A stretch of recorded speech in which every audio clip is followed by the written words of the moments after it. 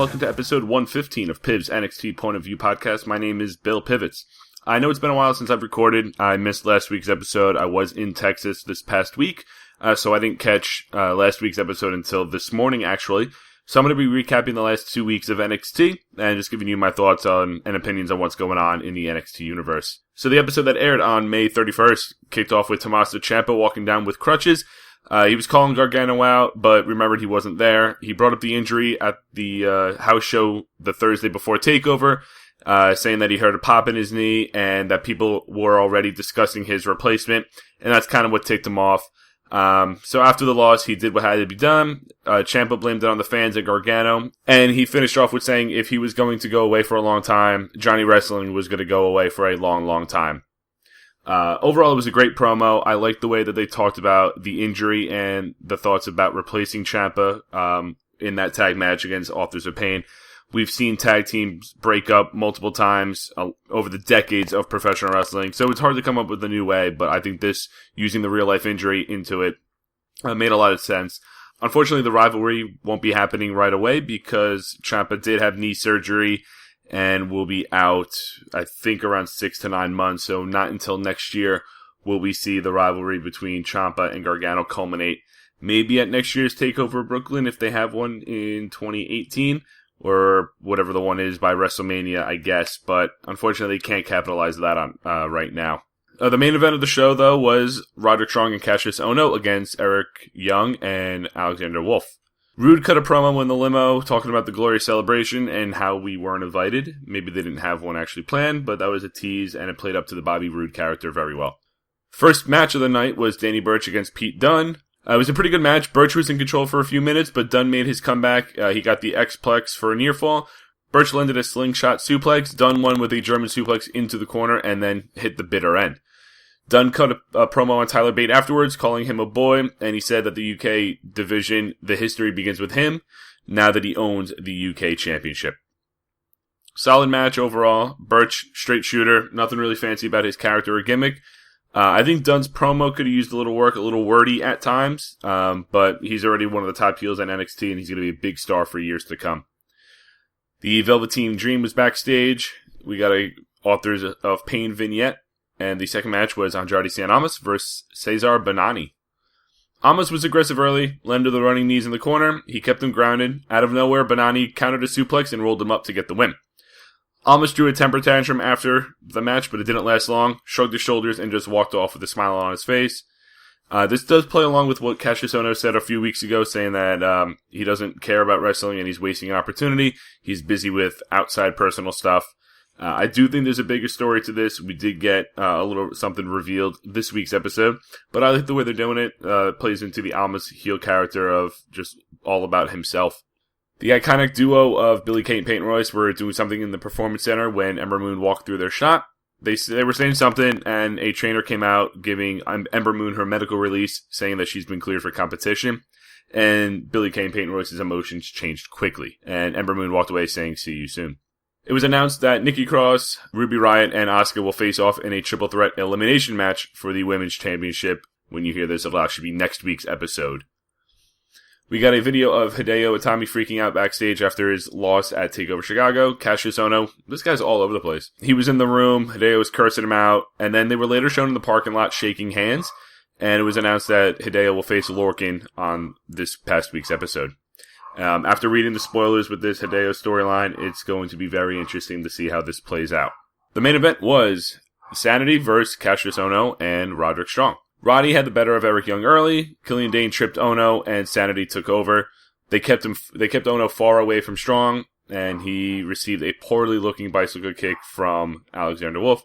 It looked like he stopped, I don't know, it was about a foot too soon as Wolf went for the kick, so he had to fall back and pretend he got hit. It was just very awkward there. Roddy got a hot tag and hit the angle slam on Alexander Wolf. Things broke down a bit. All four men were in the ring. Young called for Killian Dane, but this is where we got the return of No Way Jose. He ran down, even the odds. Ohno hit Wolf with a rolling elbow, and Roderick Strong won with the end of Heartache on Eric Young. Decent tag match. Sanity was in control, I think, just for a little too long, for my liking at least. Killed any momentum for the babyfaces. And I really just wish we can get Cassius Ohno and Roderick Strong away from Sanity. They're really not doing anything for him. These two are bigger than this feud. They're main event caliber talents.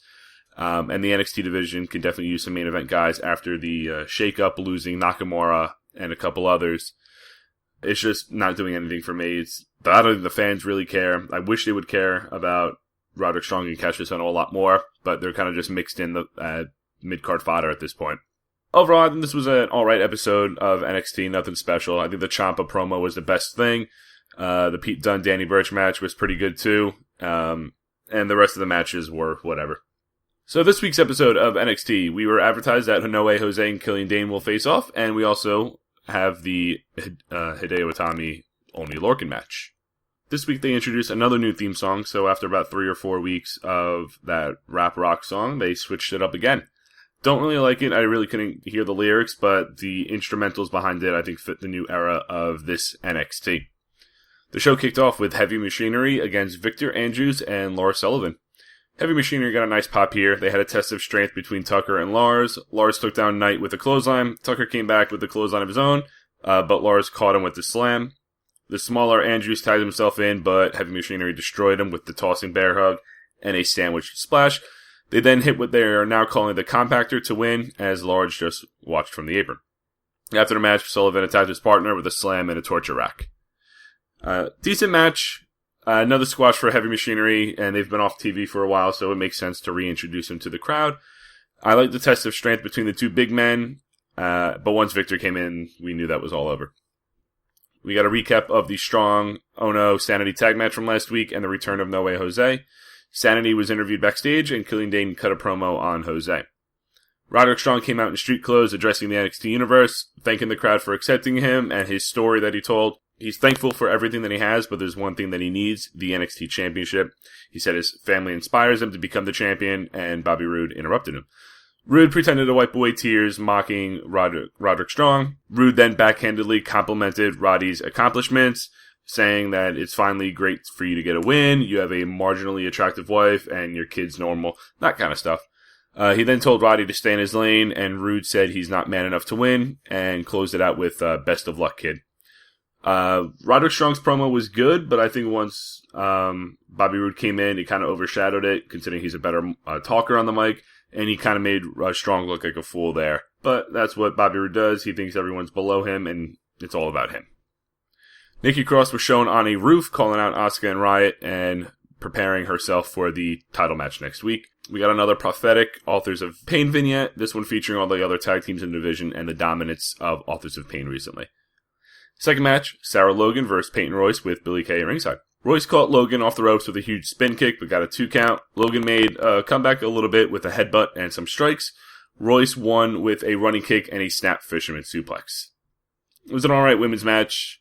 Royce, Billie Kay have pretty much been in a holding pattern for a while, waiting for this Ember Moon, Asuka feud to culminate. They've been keeping her occupied, and there's just really nothing for them. I wish they got called up. They would have been a great addition to the main roster, considering both women's divisions are a little bland, I think, even with the shakeup.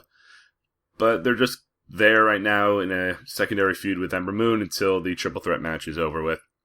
We got a recap of Almas' loss to Banani last week. They then showed him dressed nicely, walking away from the arena with some women. A fourth woman came up, asking if this is what Almas is all about, and then slapped him before walking away. Third match, Only Lorcan versus Hideo Itami. They cut to a backstage interview where Hideo was asked about going back to Japan. He said no, he worked hard to get here. One loss doesn't mean going back to Japan, and he's not done yet. I actually appreciate that they followed up the rumors and reports that have been floating around the internet that Hideo is planning to go back to Japan. I don't think that would be smart for him. I think the safer work style in NXT would be better for his long-term health in professional wrestling. And I think there's a lot more that they could do with him. Unfortunately, he's been injured a lot, so they had to scrap a lot of the plans. But if he could stay healthy, considering the recent developments, I think he'll be a major player in NXT. They locked up early, did some mat wrestling. The announcers continuously brought up Hideo being frustrated with the loss. Lorcan hit a running blockbuster. Hideo hit a running clothesline and welcomed a bunch of chops from Lorcan. Oni then grabbed his head and slapped him across the face, and then 2 huge uppercuts sending Hideo to the outside.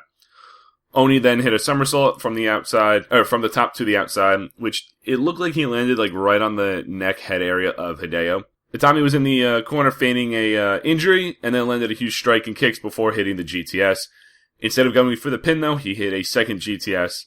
The fans were sensing some sort of a new turn of character from Hideo, and they began booing him a little bit. He then hit a third GTS, hesitated a little bit, went to pick up Lorcan for a fourth, but Cassius Ohno ran down, stood in the way. Hideo then shoved Ohno. Ohno came back, shoved him even harder, sending him to the ground. Hideo left the ring and walked up the ramp. I read this a while back, and watching it develop on TV very slowly, getting his frustrations in the mix, losing the title match. I've liked it so far, and I'm waiting for the culmination. I think a match between Hideo and Cassius Ohno would be great. Overall, the match was very short. There wasn't really a match to it. It was more the story of showing Hideo's new aggression. Christy St. Cloud interviewed Ember Moon about the triple threat match, and this interviewer was very bad. Her voice was just very low. Not like low like mine, but just low, raspy, like soft-spoken kind of. And it was very obvious that she was just memorizing the questions and didn't show a lot of emotion when talking to Ember Moon. Fourth match was the main event, No Way Jose versus Killian Dane. And to be honest, I really didn't miss No Way Jose. The couple months that he's been gone, kind of forgot about him. And I don't feel any different now that he's back. I kind of wish he would either change character or go away. Sanity got a new theme song as well, just as skippable as the first one. You could fast forward through their entrance. Jose used his speed in the early going to get the better of Dane. Dane came back and almost folded Jose in half with a crossbody. He continued with a front slam and a running senton. Jose fired back, but he couldn't knock Killian Dane off his feet. He eventually was able to lift him up and hit the TKO, but Dane kicked out for a 2 count.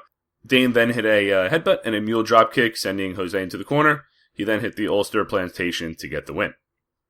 Another decent match. Wasn't really anything exciting. There wasn't as long build-up.